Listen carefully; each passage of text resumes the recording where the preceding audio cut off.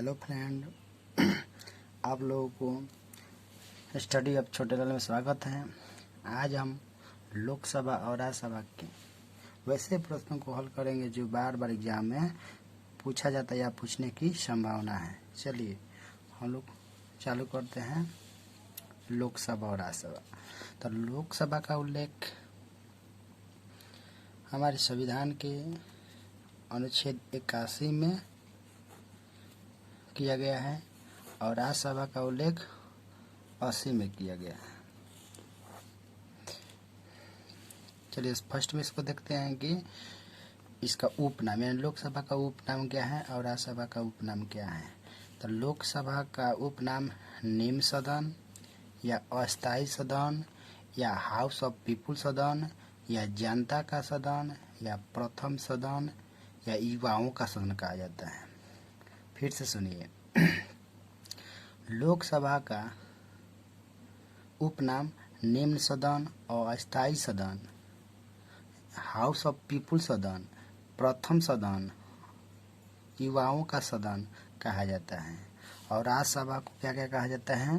तो उच्च सदन, अस्थायी सदन, काउंसिल ऑफ स्टेट सदन, चर्चित लोगों का सदन, द्वितीय सदन, अस्थायी सदन या बड़ों का सदन कहा जाता है।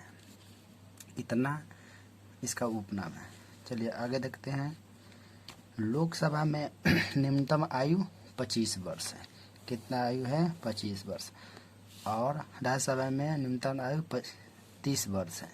देखिए ना, इसको उच्च सदन कहा जाता है इसलिए इसमें 30 वर्ष है। इसको निम्न सदन यानी उच्च से छोटा है निम्न, इसलिए इसको 30 वर्ष है, इसका 25 वर्ष। ऐसे हम लोग याद कर सकते हैं।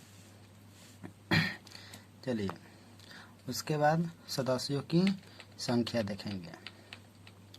तो लोकसभा में अधिकतम कितनी सीटें हैं? 550 सीटें, जिसमें से 2 राष्ट्रपति एंग्लो इंडिया को मनोनीत करते हैं। लेकिन हमारे संविधान के जब संविधान संशोधन 104 हुआ तो उसमें ये 2 भारतीय एंग्लो इंडिया को जो मनोनीत करते थे उसको हटा दिया गया है। तो अब से एग्जाम में पूछेगा तो हम लोग केवल अधिकतम कितना बताएंगे? 550, जिसमें से 530 हमारे राज्यों से आते हैं। 530 कहाँ से आते हैं? राज्यों से आते हैं। अब बच गया कितना? 20 बच गया। अब 20 कहाँ से आते हैं? तो 20 आते हैं हमारे केंद्र शासित प्रदेशों से। ठीक है। और अभी वर्तमान में कितना है? 545 है। किसमें? तो लोकसभा में। तब से क्या है? अधिकतम सीट 550 और वर्तमान में 545। उसी प्रकार राज्यसभा में अधिकतम कितना है? 250 और वर्तमान में है 245। चलिए उसके बाद बुलाते हैं सदन प्रमुख।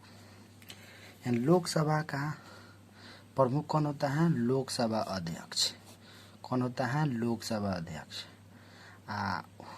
उसके बाद दूसरा का स्थान होता है उपाध्यक्ष का।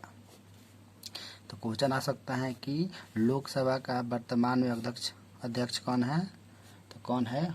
ओम बिरला। कौन है? ओम बिरला।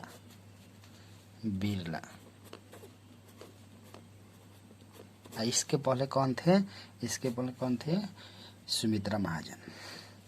वहीं पूछ देगा कि उपाध्यक्ष कौन है? उपाध्यक्ष अभी कोई नहीं, अभी रिक्त स्थान है। ठीक है। राज्यसभा का प्रमुख कौन होता है? सभापति। कौन होता है? सभापति। सभापति कौन होता है? उपराष्ट्रपति होता है। अगर उपराष्ट्रपति या सभापति नहीं, दोनों का तो एक ही नाम है, लेकिन दोनों ये अगर नहीं रहेंगे तो उस समय कौन काम करेंगे? उपसभापति। कौन? उपसभापति। तो क्वेश्चन आ जाएगा कि उपराष्ट्रपति या सभापति अभी वर्तमान में कौन है? तो वेंकैया नायडू। कौन है? वेंकैया नायडू।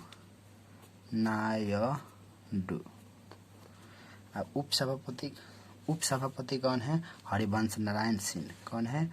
हरिवंश नारायण सिंह। सदस्यों का चुनाव कैसे होता है? प्रत्यक्ष रूप से होता है। किसका? लोकसभा का। लोकसभा का चुनाव कैसे होता है? प्रत्यक्ष रूप से होता है और गुप्त मतदान होता है। कैसे होता है? प्रत्यक्ष। तो प्रत्यक्ष रूप का मतलब क्या हुआ? जनता सीधे अपना वोट देता है यहाँ पर आके, इसलिए इसको कहते हैं प्रत्यक्ष। वहीं राज्यसभा का मतदान कैसे होता है?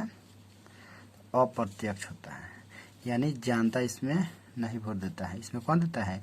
जो हम लोग जनता जिसको चुन कर राज्यसभा में भेजते हैं वह उसमें क्या करते हैं? मतदान देते हैं। जैसे विधायक हुआ, एमएलए हुआ, वो लोग आकर, तो इसलिए हम लोग प्रत्यक्ष रूप से नहीं देकर अप्रत्यक्ष रूप से इसका वोट पड़ता है।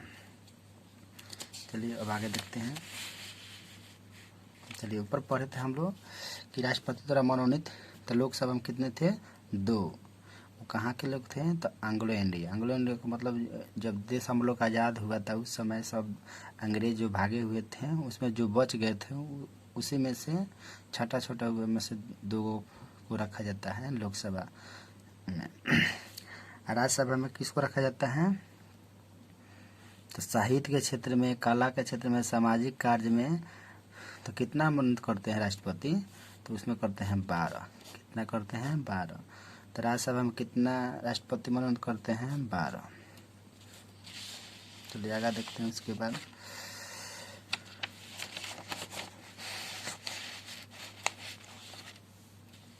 क्वेश्चन आ जाएगा कि लोकसभा के सदस्यों को शपथ कौन दिलाते हैं? तो राष्ट्रपति।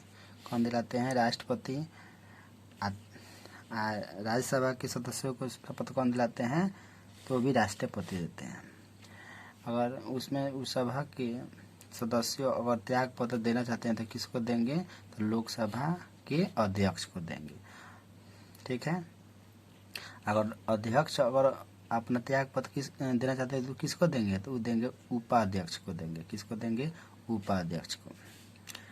राज्यसभा के सदस्य किसको देंगे अपना त्याग पत्र? तो सभापति को। सभापति यानी उपराष्ट्रपति को देंगे। चलिए उसके बाद देखते हैं कार्यकाल। लोकसभा का कार्यकाल कितना होता है? 5 वर्ष। कितना होता है? 5 वर्ष। राज्यसभा का कार्यकाल कितना होता है? तो ये होता है अनलिमिटेड, लेकिन वहीं पूछ दिया कि उसके सदस्यों का कार्यकाल कितना होता है? तो होता है 6 वर्ष। कितना होता है? 6 वर्ष। ठीक है, आगे देखते हैं। उसके बाद अब पूछता है, सवाल आता है कि लोकसभा को क्या भंग किया जा सकता है? तो हाँ, लोकसभा को भंग किया जा सकता है, इसलिए तो इसको अस्थायी सदन कहा जाता था। राज्यसभा को भंग नहीं किया जा सकता है। अब क्वेश्चन आता है कि लोकसभा का अध्यक्ष कौन कौन हो सकता है? लोकसभा का अध्यक्ष नहीं, लोकसभा का सदस्य कौन कौन बन सकता है? तो ध्यान से सुनिएगा। जो भारत का नागरिक हो, जिसका आयु 25 वर्ष का हो, जो सरकार के किसी लाभ के पद पर ना हो और पागल और दिवालिया ना हो, यानी देश से कर्जा और ना लिया हो। दिवालिया का मतलब वही होता है, वहीं क्या करता है? लोकसभा के सदस्य हो सकता है। राज्यसभा का सदस्य कौन कौन हो सकता है?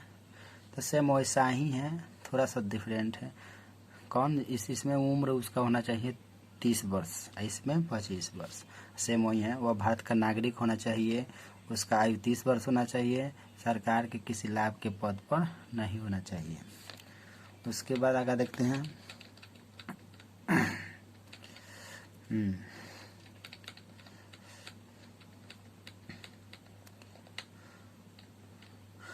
ठीक है, बस इससे कुछ बाहर एग्जाम में अभी नहीं करेगा, इसलिए आप लोग इस वीडियो को 1 बार 2 बार 3 बार देखते रहिएगा, याद कर लीजिएगा।